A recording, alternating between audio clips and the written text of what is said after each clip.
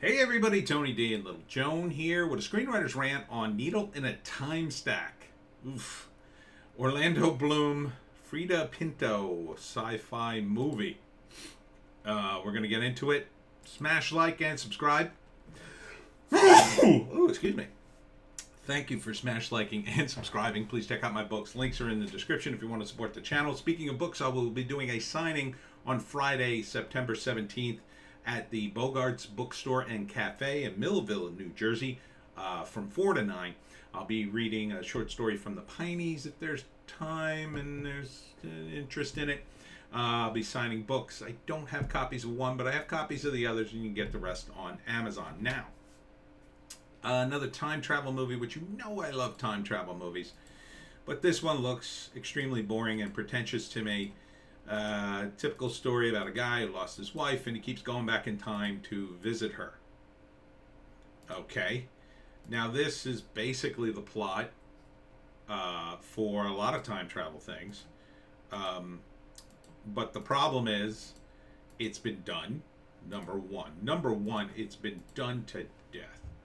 Guy goes back in time and then starts changing his history, and it makes things worse. I mean, how many times are we going to do this? And Orlando Bloom's in it. I don't think he's the star. It's just like, okay, I like time travel. October 15th on demand in select theaters, meaning that's probably art house. I mean, first off, that is a terrible title. Needle in a Time Stack? Yeah, I know. What the hell kind of title is that? It's Needle in a Haystack. And, the fun part about, this movie is obviously a drama about a guy who loves his wife and lost it. Very sad. What? Yeah, come over here. But, where there's no fun in it. Okay, I get it, drama. But is this the most you can pull out of the drama? Is just like the same thing we've seen a million other times? Like, and the message is always the same. You can't change the past. Changing the past is verboten. Right? A new take on this might be that a guy goes back, changes the past, now his wife's alive, and they go on to have kind of a normal life, and then they fall out of love. Right? And she doesn't know he saved her. But like he ends up resenting her to some degree because she doesn't appreciate it, even though she doesn't know, and then maybe he tells her, and then it just makes things worse. Like, that to me would be a good twist on it if you're going to do this kind of thing, but I don't see anything new here. What's the new part of this?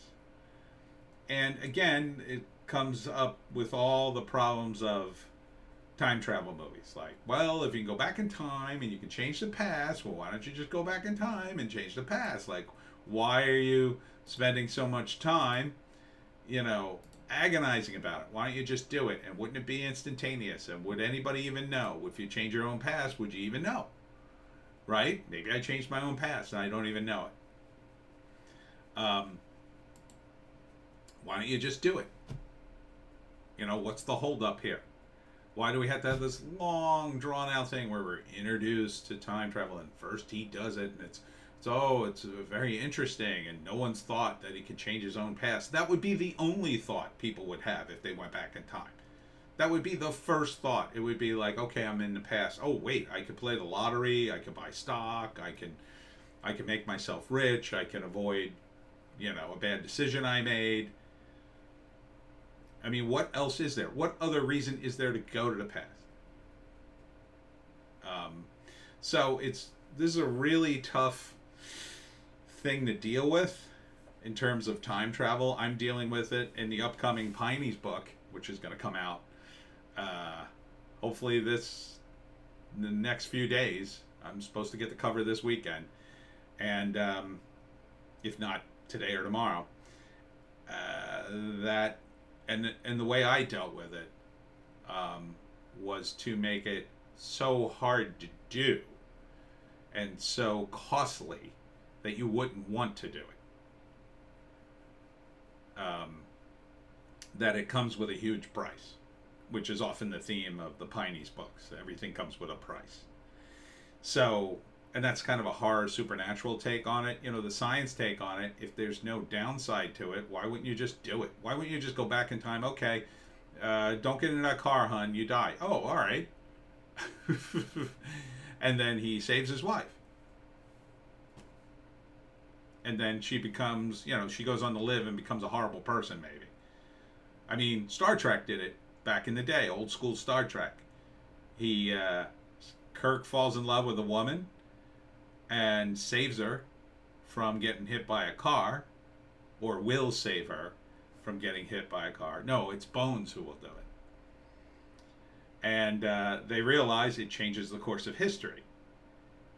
And if she lives, then the world as they know it won't exist anymore in a very negative way. And it's not that she's a bad person, it's just that it just so happens her living changes the course of history.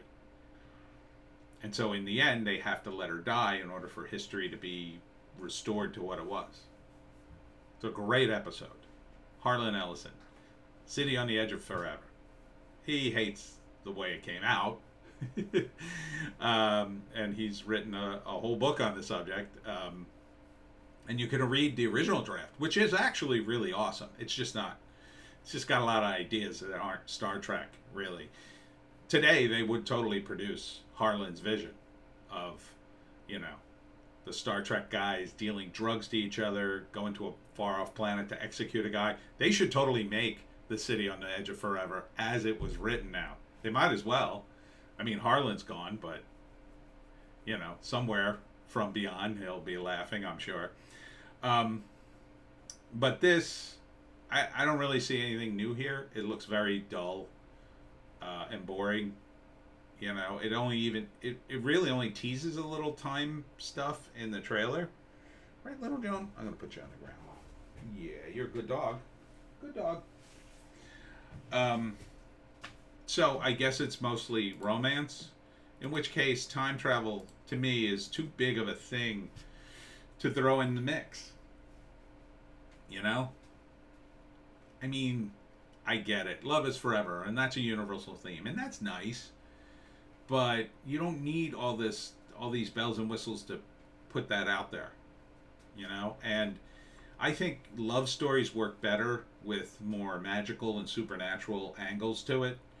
If you were going to do this and it was sort of a reincarnation theme, like over the years they keep getting reincarnated and falling in love and missing each other and whatever, like that to me is more romantic, because the magic stuff sits well with the love stuff, as opposed to science, which just is sort of cold and heartless. And it's like, well, if you're going to be cold and heartless, then wouldn't you have ways to figure this out so it wouldn't blow up in your face?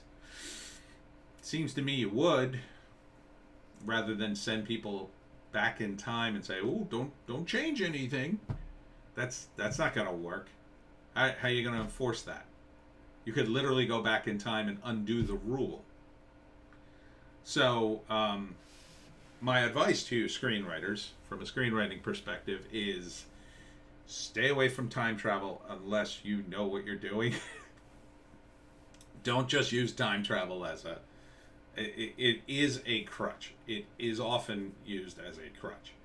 The first act of this, I mean, it'll be the same sort of movie. He goes back in time, he revisits his wife, and in the first act you find out his wife died tragically.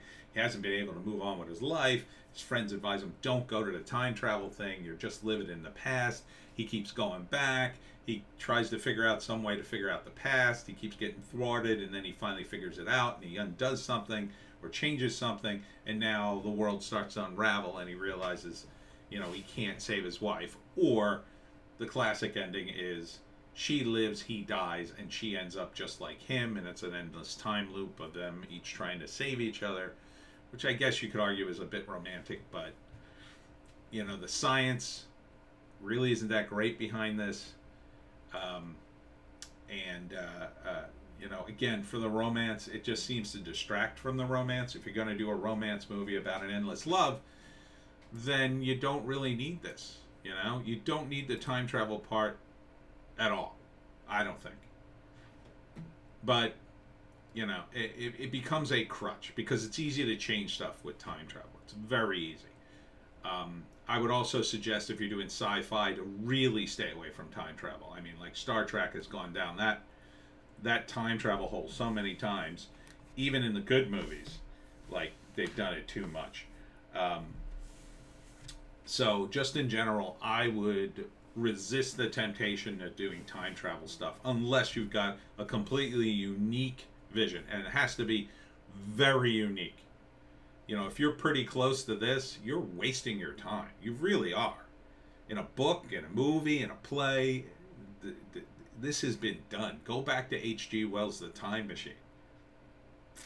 Anyhow, that's my rant. Check us out on Bitchute and Rumble, and we'll see you tomorrow.